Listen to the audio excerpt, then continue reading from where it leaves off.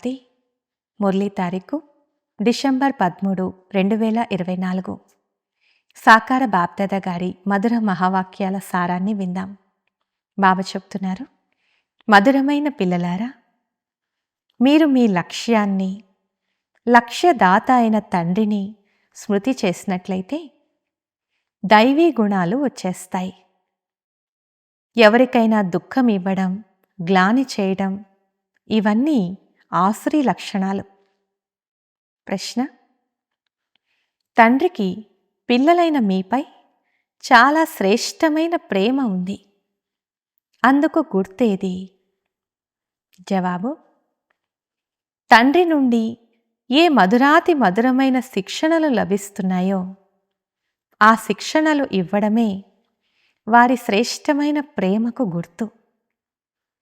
తండ్రి ఇచ్చే మొదటి శిక్షణ, మధురమైన పిల్లలారా, శ్రీమతం లేకుండా ఎలాంటి ఉల్టా సుల్టా కర్మలు చేయకండి. రెండవ శిక్షణ, మీరు విద్యార్థులు, మీ చేతిలోకి ఎప్పుడూ చట్టాన్ని తీసుకోరాదు. మీ నోటి నుండి సదా రత్నాలనే వెలువరించండి, రాళ్లను కాదు. మంచిది. మధురాతి మధురమైన అపురూపమైన పిల్లలకు మాతాపిత బాప్దాదాల ప్రియ స్మృతులు మరియు గుడ్ మార్నింగ్. ఆత్మిక పిల్లలకు ఆత్మిక తండ్రి నమస్తే. పిల్లలందరి తరపున ఆత్మిక తండ్రికి గుడ్ మార్నింగ్ మరియు నమస్తే నమస్తే. ధారణ కొరకు ముఖ్య సారం. మొదటి పాయింట్: ఎలాంటి నియమ విరుద్ధమైన, శ్రీమతానికి విరుద్ధమైన నడవడికలు ఉండరాదు. మిమ్మల్ని మీరే పరివర్తన చేసుకోవాలి. చీచీ మలిన మనుష్యుల నుండి మిమ్మల్ని మీరు కాపాడుకోవాలి. రెండో పాయింట్: బంధన ముక్తులుగా ఉంటే పూర్తిగా బలిహారం అవ్వాలి.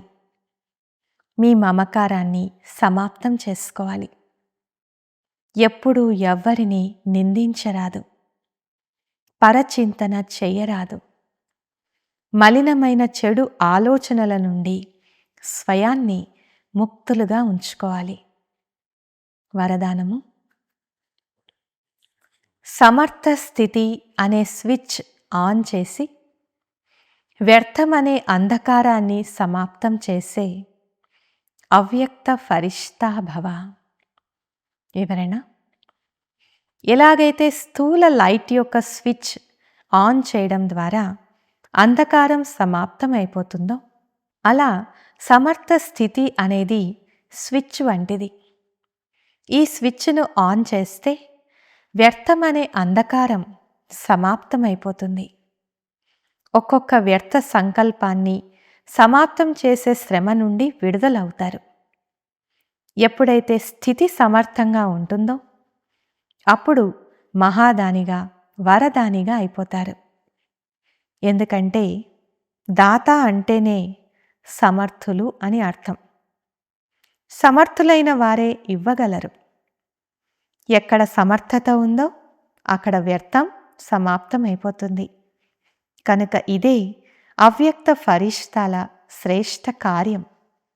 స్లోగన్: సత్యత యొక్క ఆధారంతో సర్వాత్మల హృదయపూర్వక ఆశీర్వాదాలను ప్రాప్తి చేసుకునేవారే భాగ్యశాలి ఆత్మలు. అచ్చా. ఓం శాంతి.